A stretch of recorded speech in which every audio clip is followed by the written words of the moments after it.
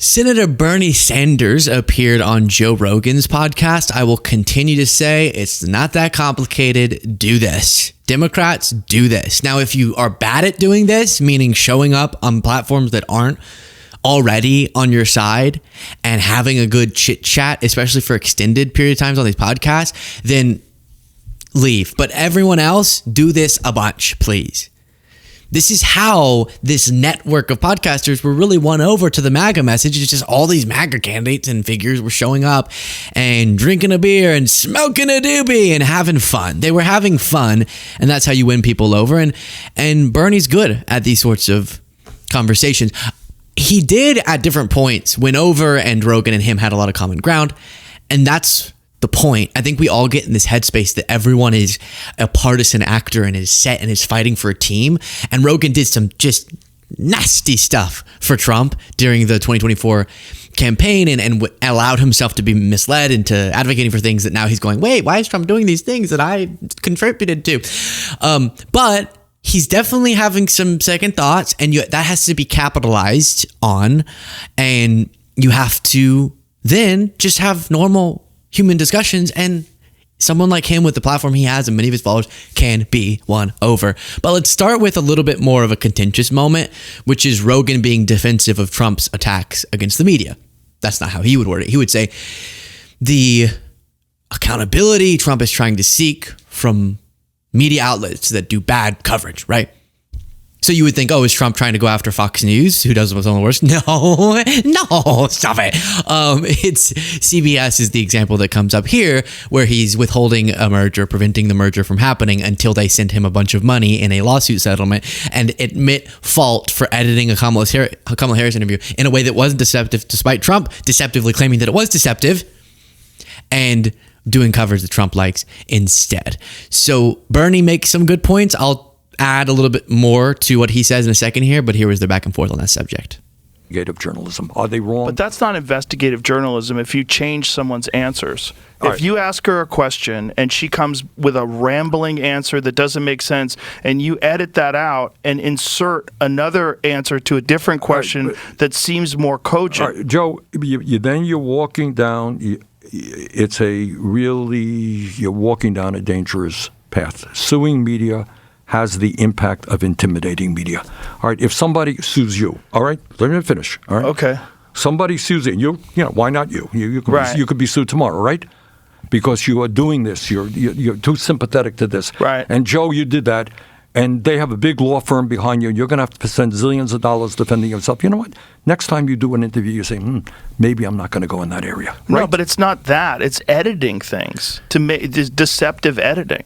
Joe, so in deceptive editing, you give people a different perception of who this candidate is than reality. Right, but you got to explain. But that's not objective journalism. I know, but that's campaigning for that person. Right, but would you agree with that? I don't have those details. I don't know that I agree with your analysis of it. I don't know enough. I think that's universally accepted that that's what they did. Then you got to tell me why he is suing ABC. Why are you suing Meta? Let's just talk about the 60 Minutes one first. No, but it's not just we could go to ABC, but I'm not aware of that one either. George Stephanopoulos said something that he didn't like. But the point is, what did Stephanopoulos say? I can't remember. It was I honestly rape is what he said, which was exactly what the judge clarified that Trump was found liable for. Sexual abuse was the technical legal language, and then rape is what we call it in common parlance, what the judge said. And so then Trump sued. ABC could have won the lawsuit, but they decided to settle so that Trump wouldn't keep targeting them, which is what we're now seeing with him do with CBS. So let me keep playing this. I'm proud or happy that Bernie is attempting to shut down what Rogan's saying, and he's making a really important point about Trump's threats against the media. I do wish he knew the details, because Rogan's completely wrong. Completely wrong. We've gone through, you can find a bunch of segments of Fox News caught hiding this footage, I think is one of them. You could search it up. And there was no deception, zip, in the 60 Minutes editing.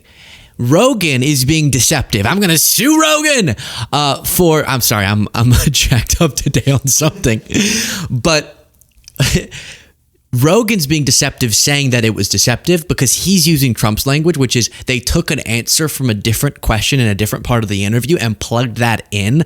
Didn't happen at all. There was one answer, and it was a long answer because it was on an important subject. And they took, for the preview, one half of the answer, played that. And then guess what? In her full answer, she just makes the same point twice. So she makes a point, she reiterates it again, and so they played the other part. So that you got to see both, but the time constraints didn't allow in either the preview on the morning CBS show or the 60 minutes full nightly broadcast.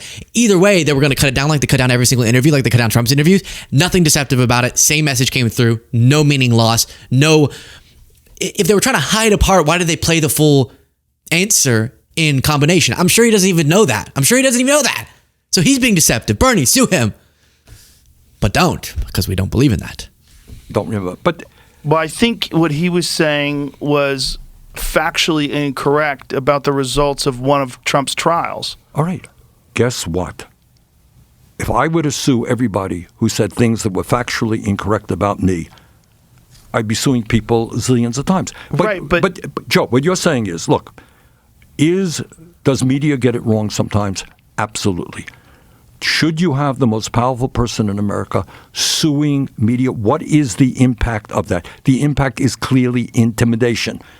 He wants to defund public broadcasting, NPR. Why is that?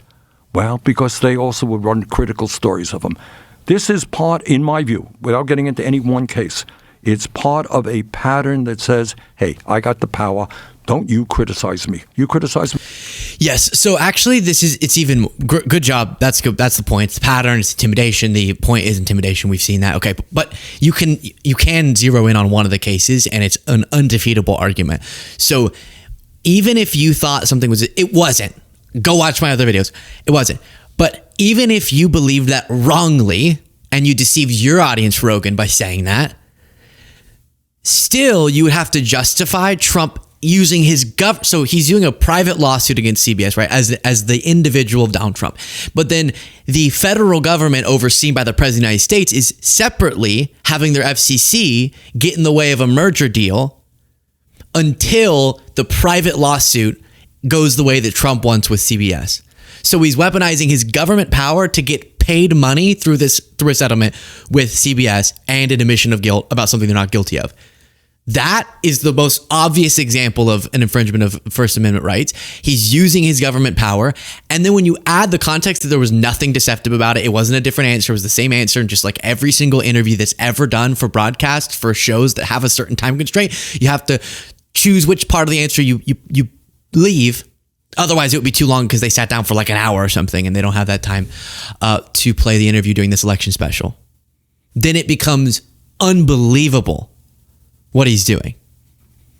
And obviously for the purpose of intimidation, which then worked, which CBS or Paramount, the parent company executives, started telling CBS not to be so negative about Trump during 60 Minutes because they were afraid of what he was doing there. Insane, especially from Rogan, who would say he's a huge advocate of the First Amendment. And then on the ABC thing, don't just let those things fly. Or I heard them also talking about the Seltzer poll and Trump suing Ann Seltzer for a poll they didn't like. And Rogan was like, well, was it knowingly deceptive? Of course not. It was a poll. They reported on the poll and the poll wasn't accurate, which, by the way, are like 50% of polls, or most polls aren't perfectly accurate.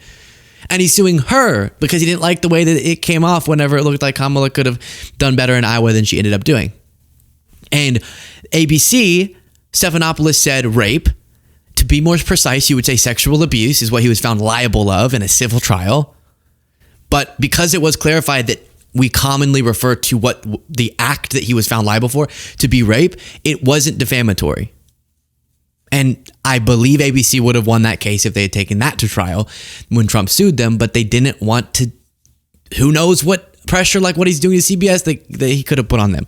All right, now we get to the part where they agree.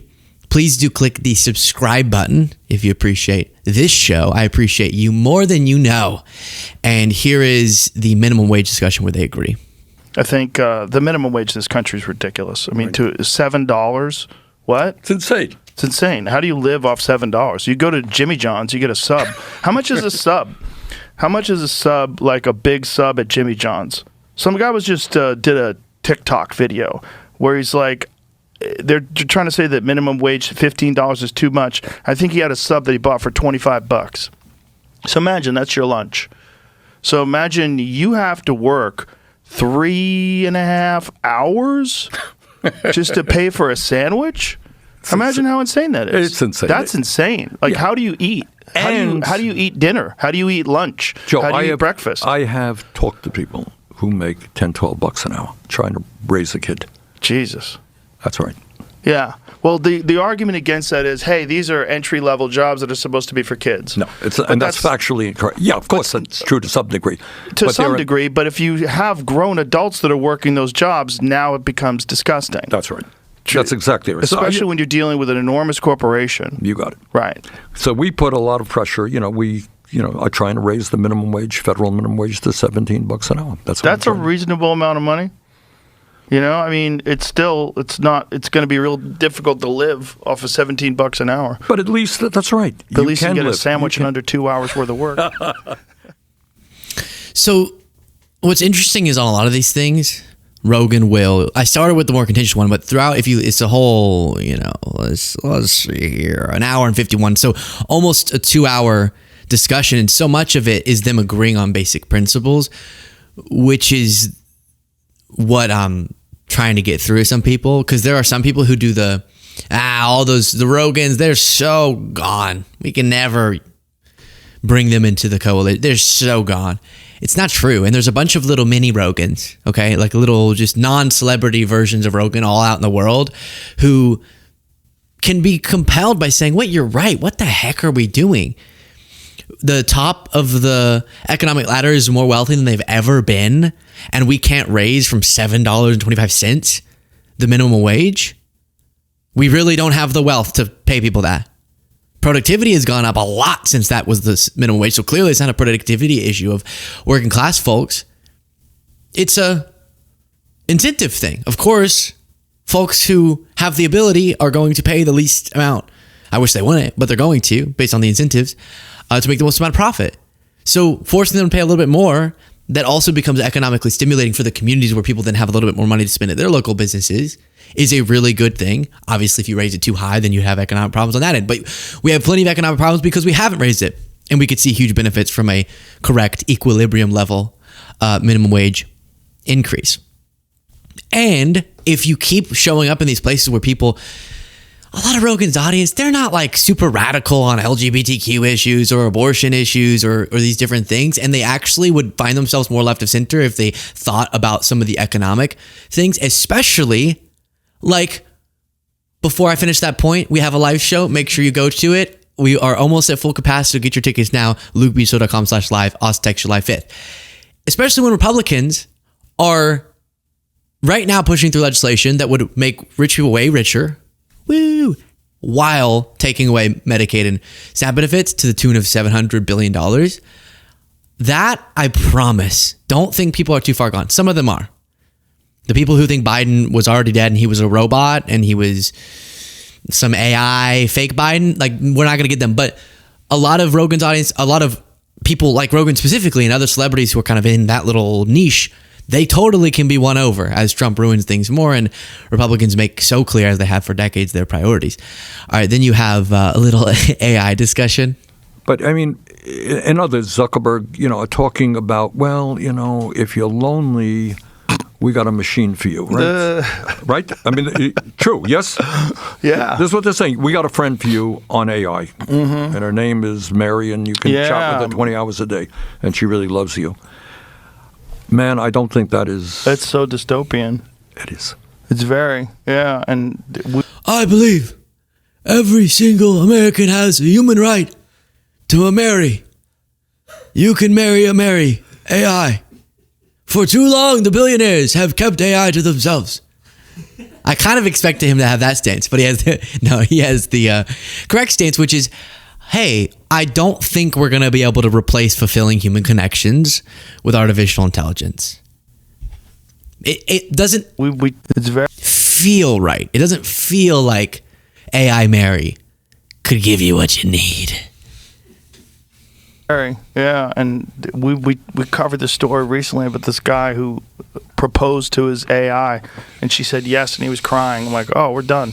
We're cooked. Look, I mean, at the end of the day, all we got is us. Yes. Is that right? Yeah. We are human beings. Yeah. And we're going to have to cling to each other to get through this thing.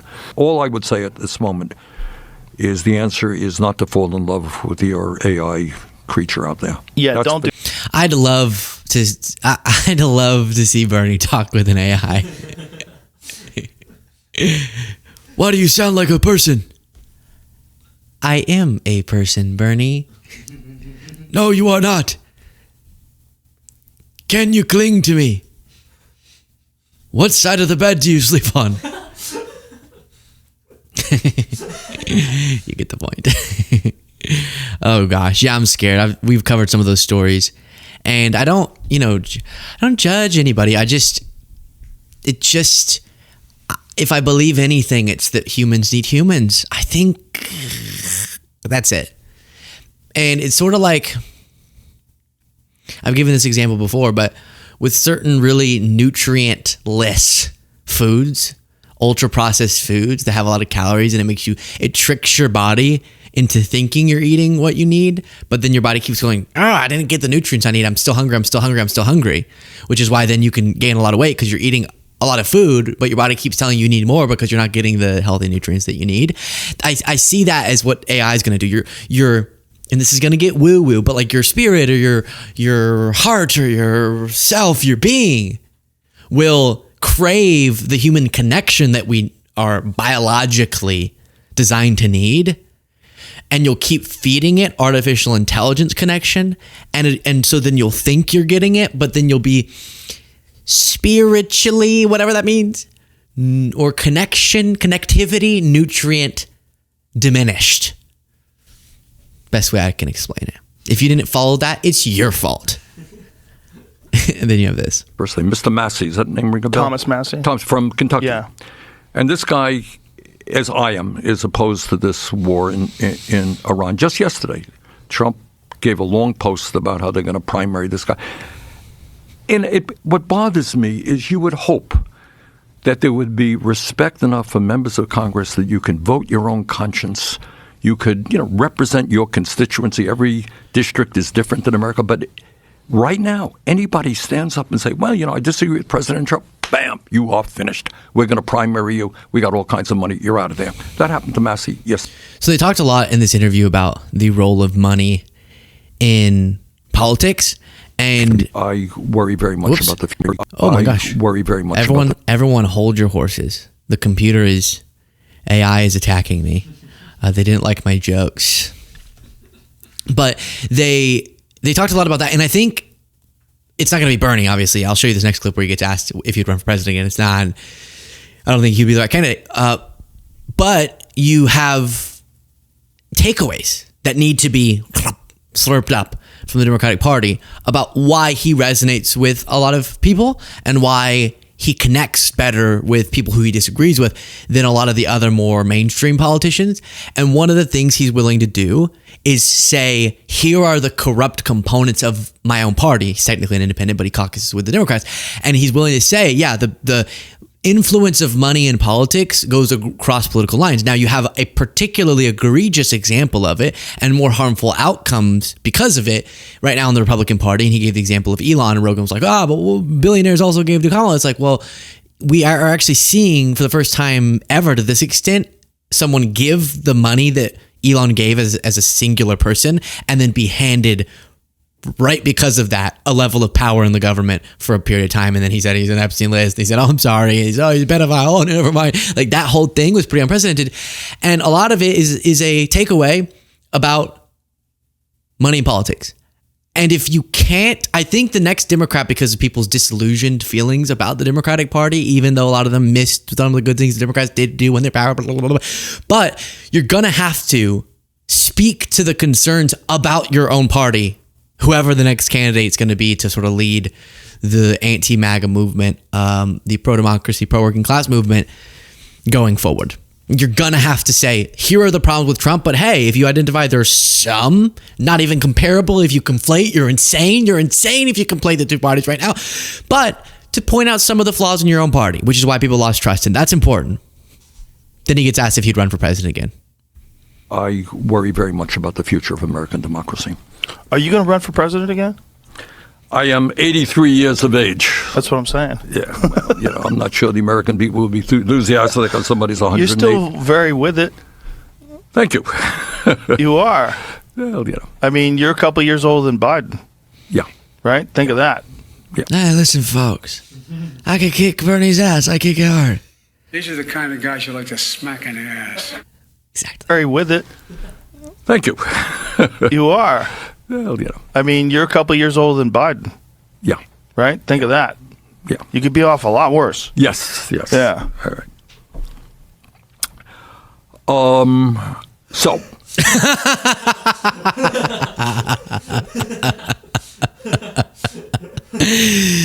The amount of times I finish a point and this is what's going through my head. So. I'm sort of like, where are we going? It's numerous. Share your thoughts in the comments.